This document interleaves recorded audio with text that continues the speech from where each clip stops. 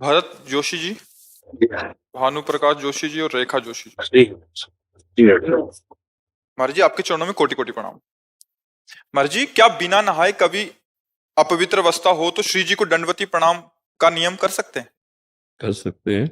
शौच जाने के पहले अगर शौचालय गए हैं तो पवित्र होके ही निकले। शौचालय के बाद पहला काम होना चाहिए पवित्रता। हस्त प्रक्षालय रज से जरूर करें। साबुन आदि से तो कर ही ले, रज से करें। फिर वही वस्त्र सूती धारण करे जो धो सके। नहीं तो बाथरूम तो एक पर्सनल होते हैं कि आप उतना ही वस्त्र धारण करो जो धो सको। अन्यथा अगर वो वस्त्र शौच में पहन के गए और फिर बाहर निकलते हैं तो आप अपवित्र ही माने जाएंगे। वस्त्र का, शरीर का पवित्र होना उपासना में अत्यंत आवश्यक है। तो जब आप शौचालय नहीं गए तो आप नाम जप सकते हैं, आप मंत्र जप कर सकते हैं, आप श्री जी की दंडवत कर सकते हैं। फिर जब सेवा में पहुंचना है तो फिर स्नान आदि। अच्छा, गृहस्थी में यदि गृहस्थ धर्म का उपभोग किया है फिर स्नान के बाद ही कोई कार्य करें। पहला काम होना चाहिए उठ के नाम जप करो, जाओ स्नान करो, शौच स्नान, फिर कार्य करो। अगर आप संयम से रात्रि व्यतीत किए हैं, पवित्र नहीं है, तो आप कर सकते हैं। गृहस्थ में होता है ना, तो उसमें सावधानी ये दो चीजों की रखनी है कि जिस शैया पर आप शयन करते हैं वो शैया गृहस्थी में प्राय अपवित्र होती है, तो उस शैया पर बैठकर गुरुमंत्र आदि नहीं जप सकते। आप उसमें नाम जप कीजिए, फिर पवित्र होइए, फिर आसन पे बैठ के जप कीजिए।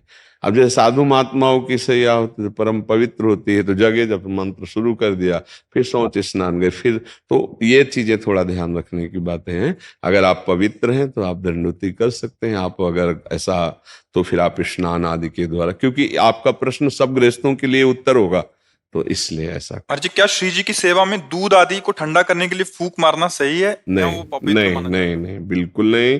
उसके लिए आप वो जो छोटे पंखे होते हैं उनसे किया जाता है।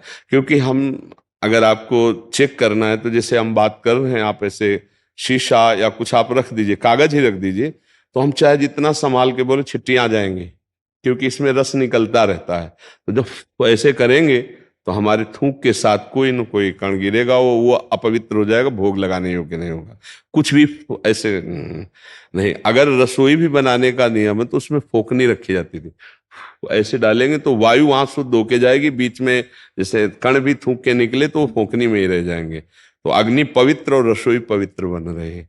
कुछ पवित्रता का जो निर्वाह है, ठंडा करने के लिए छोटे पंखे आते हैं, ऐसे हाथ से पंखे कर दिए, थोड़ी देर में ठंडा हो गया उचित, और फिर भोग लगा दिया। मुख से तो ना करें ऐसा।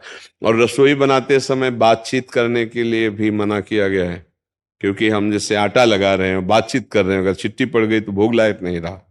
हम अंदर नाम जप करें, बात करना है, जैसे गुरुजनों से जैसे बात की जाती है ना, जैसे खड़े होकर बात करना हो, तो ये पद्धति है, ऐसे करके बात की जाती है। उसे सभ्य जो पुरुष बात करेगा अपने गुरुजनों से, श्रेष्ठ जनों से, तो ऐसे बात करेगा जी, ऐसे कि कहीं मेरी थूक की छिट्टी सामने मतलब ना चली जाए, ऐसे करके बात करेगा।